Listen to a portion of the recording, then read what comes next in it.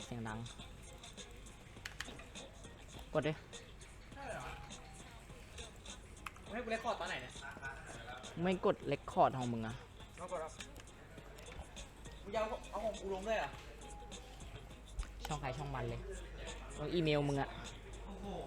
พอแล้วกูยิงอย่างไก่ซองอะด่าปิดเสียงดีกว่าไว้แป๊บเด้อคุณคิดว่าใครจะชนะวะมากูก็ต้องชนะอยู่แล้วนี่ดวลซองด้วยอ่ะเฮ้ยโอ้โหปาระเบิดอ่ะ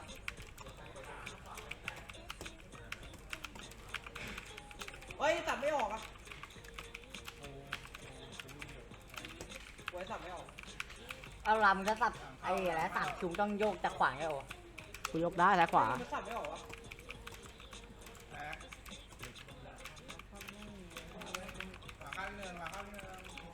โดนไป1 เม็ดรับเต้ดิรับเต้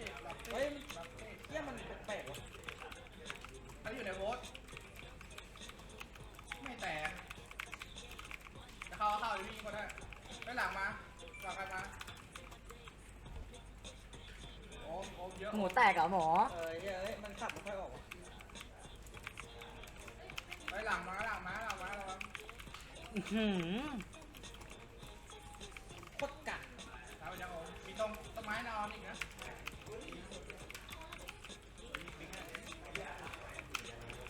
คนแม่งอัปเดตใหม่ไปไกลแล้วว่าฟรีไฟกูมีนะ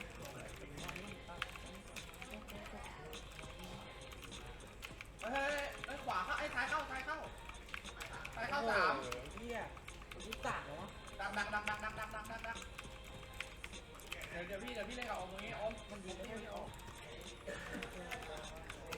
เนี่ยมันยิงไม่ออกวะไอ้เหี้ยใครเตะพวกจะแข่งไว้สัตว์ต้องไกลแล้วไอ้เหี้ยแข่งจะแข่งกูเนี่ยมึงเอาสับช้าๆมึงอย่ารีบทำไมอะพี่เจ็บอมเนี่ยแตกเหรอแตกกระตาวะอันนี้กุด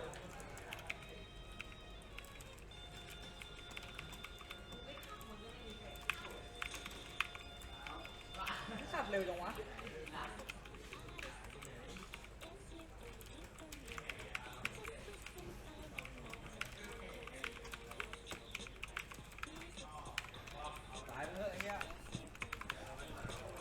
ถ้าเผลอกดออกไปคลิปไม่ได้อ่านนี่จบเลยนะ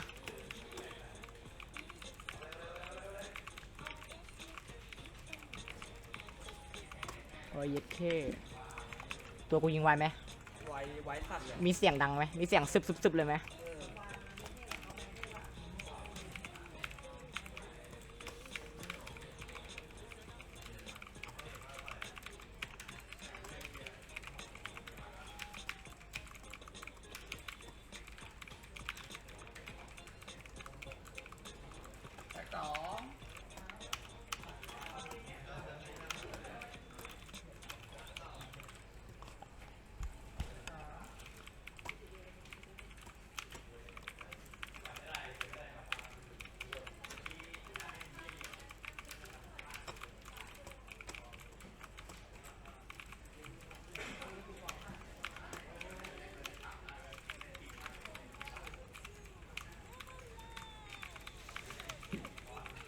โอ้แป๊บ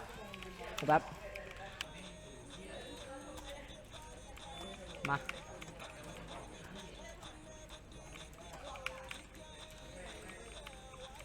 เฮ้ยเหี้ยเมาส์กู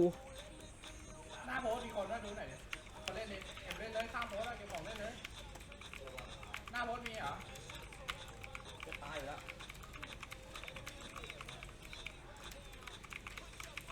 แป๊บเมาส์กูเป็นแตกหนึ่งแตก